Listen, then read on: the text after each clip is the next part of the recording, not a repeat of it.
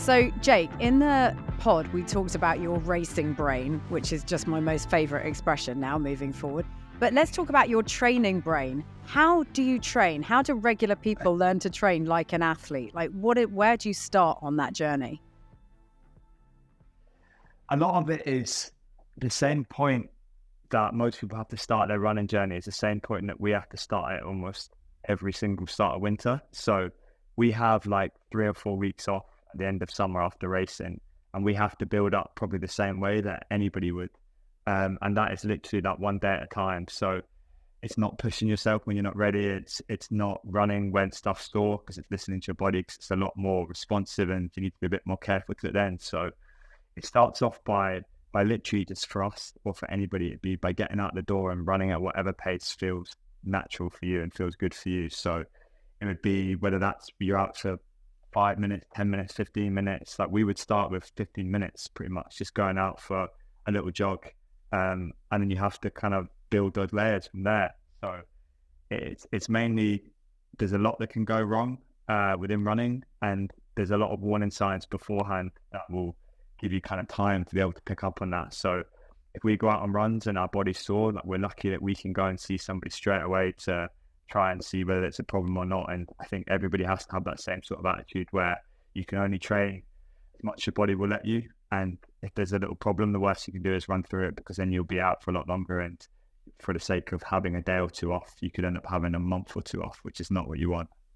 It's interesting you say that. Like most enthusiastic people like myself, who might sort of take to a new program and go, right, I've just got to give it all.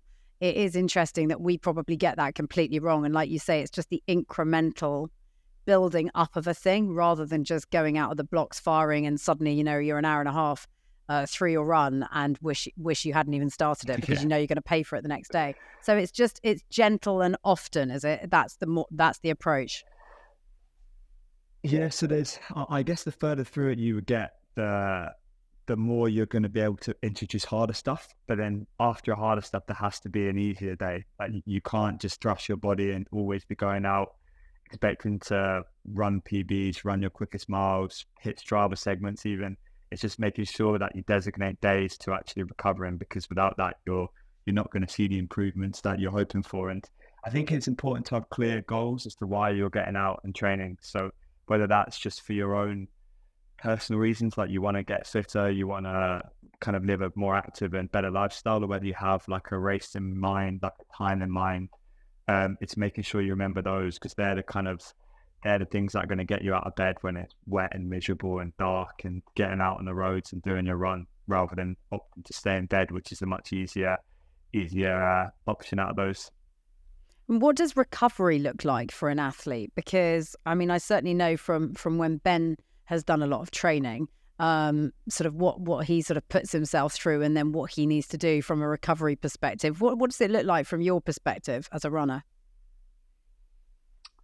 So our lives are pretty boring, and a lot of that is because of recovery. So for us, the only time we really want to be spending on our feet is when we're training. And a lot of the other stuff, if we're walking around a lot, if we're, I don't know, going to the shops and stuff like that, it's kind of wasted energy, and you just want to stay off. Well, that's just an absolutely enormous excuse not to do regular stuff that we need you to do. On us, I drive like disgracefully short distances to save do you yeah, it's not good.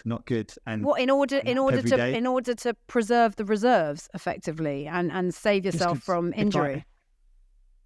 Yeah, well, it's like if I'm training twice in a day, so if I'm running twice, like the main thing I want to be doing is making sure that I'm off my feet and rested, so that I can get the most out of my second session.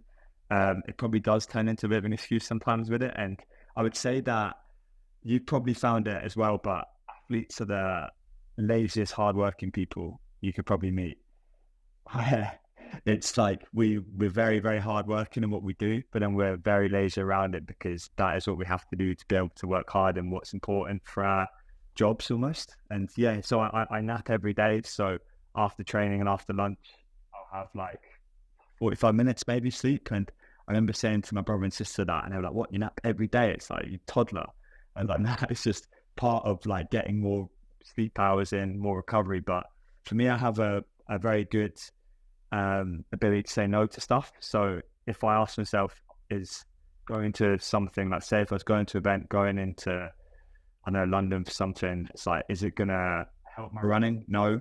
Is it going to hinder my running? Yes. Then I'll just say no to it straight away. Otherwise, it's like potentially on like a rest day, or if there's nothing else we have to do, then I'll maybe, go and do something a bit different, like go and meet friends for dinner or commute somewhere. But a lot of the time, it's just whatever can help my training and my performance. So I know the answer to this from my angle and my perspective, but is it difficult to have a relationship when you have to be so focused and so effectively selfish in order to achieve your goals? It has to be. It's like, you're being selfish as well, that's the worst bit. So my girlfriend runs as well, so we pretty much live the same lifestyle, which is actually pretty nice, because if you're at home doing nothing, it's nice having someone else at home doing nothing with you. But yeah, you make decisions where it's like, there's, for example, say if it was, so my girlfriend's Georgie as well, actually, but not to get confused, but if Georgie had like her birthday and I was in Australia and I could have come home a few days earlier from training for Georgie's birthday, but that was just never an option, which, if you look at it like that, it's not very nice, because it's like prioritizing something that, it's all right. She's going to do exactly the same back to you. It's absolutely fine. Exactly. No, she's been great. So it's like, she's always probably put my own running almost over hers. So there's points where she'd come and support me in my stuff, which is a bit of a jeopardy to her own racing, which I'm obviously very grateful for. And I have to make up for it at some point, right? It's like, when I haven't got the excuse of my own running, I've then got to probably make up for the years where I've neglected being able to do as much as we'd want, or being able to kind of have the freedom to spoil her a bit more, I guess. I suspect she'll be exactly as she is with you, as I am with Ben, which is, it's absolutely fine and it's absolutely worth it if you go out and win it. I know. Otherwise, what are you doing? Otherwise, what was the point, everybody? I know, honestly. It's like that. It's a very, very big privilege to be able to do this. Is what, I always will think. But at the same time, there's a lot of pressure for a lot of reasons that we have to go out and perform at our best and bring home what we believe we can. You'll do it. Jake, thanks so much for chatting. Been a pleasure.